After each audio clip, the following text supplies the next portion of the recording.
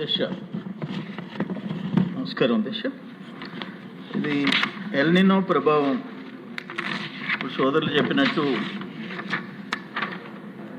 Almost 35%, 35% లోటు ఉండే ప్రమాదం ఉంది. రాష్ట్రంలో దాదాపు ఒక్క వరి సాగు 1,07,000 హెక్టార్లలో ఉంది. అది కూడా సమస్యలో ఉందని చెప్పేసి అర్థమవుతున్నది దశ. అయితే ఇప్పుడు మా నెల్లూరు జిల్లా సోమశిల ఈరోజు 23.11 టీఎంసీ ఉంది అధ్యక్ష. 3,30,000 ఎకరాలు సెకండ్ క్రాప్ వేసాం. అంటే సెప్టెంబర్ ఆఖరికి ఈ పంట పండేటప్పటికి డెడ్ స్టోరేజ్కి వచ్చేసే పరిస్థితి వచ్చేసింది అధ్యక్ష. అంటే 8 టీఎంసీకి పడిపోతుంది. ఆ తర్వాత డ్రింకింగ్ వాటర్ అయితేనేమి, ఎవాపరేషన్ లాసెస్ అయితేనేమి, ఇండస్ట్రీస్కి ఇవ్వాల్సిన నీళ్లు కూడా ఉండని పరిస్థితి వస్తుంది. మాకు ఫస్ట్ క్రాప్ నవంబర్ నుంచి స్టార్ట్ అవుతుంది అధ్యక్ష.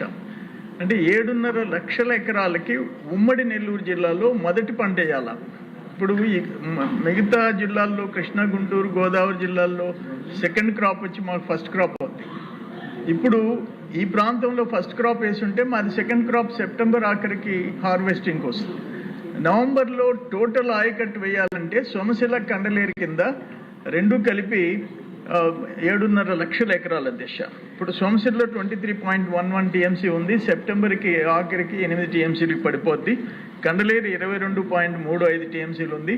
అది కూడా తమిళనాడుకి, మద్రాసుకి డ్రింకింగ్ వాటర్ కానీ, మిగతా తిరుమలకి వాటికి డ్రింకింగ్ వాటర్ కానీ పరిస్థితి దారుణంగా ఉండే పరిస్థితి వస్తుంది అధ్యక్ష.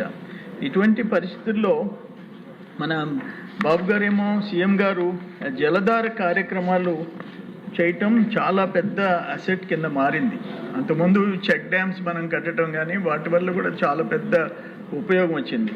ఇప్పుడు జలధార కూడా పెద్ద ఎత్తున కార్యక్రమం చేపట్టారు. అది మనకి బాగా ఉపయోగపడుతుంది.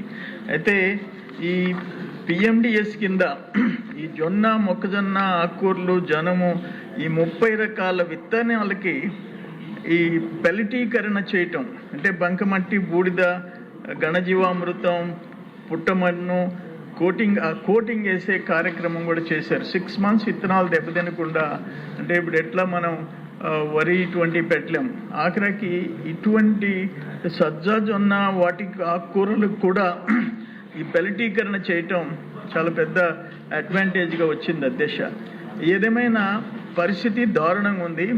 ఈ పంటలు వేసేది పక్కన పెడితే తాగునీటి సమస్య ఎంత తీవ్రంగా ఉండబోతుందో అనేది నేనేమంటానంటే, ఒకసారి 2002లో అధ్యక్ష నేను మినిస్టర్గా ఉన్నా. అప్పుడు సోమశిలలో నీళ్లు శ్రీశైలం నుంచి వస్తాయనుకొని ఎక్స్పెక్టెడ్ వాటర్ రాలేదు అధ్యక్ష. ఆ పంట పండాలంటే మామూలుగా 1 టీఎంసీ 10,000 ఎకరాలకి ఇస్తాం అధ్యక్ష ఫస్ట్ క్రాప్కి. సెకండ్ క్రాప్ అయితే 9,000 ఎకరాలకి అట్లా పండిస్తాం.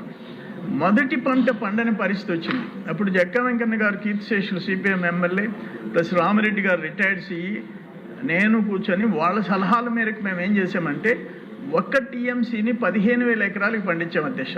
క్రైసిస్ వచ్చినప్పుడు ఎట్ట చేయాలంటే మొదటి 6 దడులు 2 ఏం చేసాము, ఉత్త ఇరిగేషన్ వాళ్ళ మీద వదిలేదు. ఒక్కొక్క ఇప్పుడు కృష్ణపట్నం కాలువ, పీడీడీఆర్డీఏ, వల్లూరు కాలువ, ఇంకో టీడీ సోషల్ వెల్ఫేర్, ఇట్ట ఇరిగేషన్ అధికారులు కాకుండా డిస్ట్రిక్ట్ అదర్ డిపార్ట్మెంట్ హెడ్స్ను కూడా వేసి ఆ 1.5 నెల 6 దడ్డు పెట్టేసి ఆ 2 months 1 టీఎంసీ 15,000 ఎకరాలు పంట క్రాప్ సేవ్ చేసాం. 1 ఎకరా ఎండిపోని కూడా చేసాం. నేనేమంటానంటే క్రైసిస్ మేనేజ్మెంటు అత్యంత ముఖ్యమైనది అధ్యక్ష. ఇప్పుడు ఉండే పంటలు పండించుకోవడం కానీ నెక్స్ట్ ఆల్టర్నేటివ్ క్రాప్స్ ఏమేయాలా, అన్నిటికంటే ప్రధానమైనది త్రాగునీటి సమస్య ఎట్ట తీర్చుకోవాలో ఆలోచించాల్సిన భారం మన మీద పడింది అధ్యక్ష.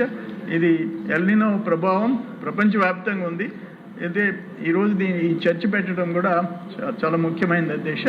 ఇది ఈ సమస్యలన్నీ మేము మీ దృష్టిలో పెడుతున్నాను. నమస్కారం అధ్యక్ష. ప్రతిపక్ష పుల్లారావు అధ్యక్ష.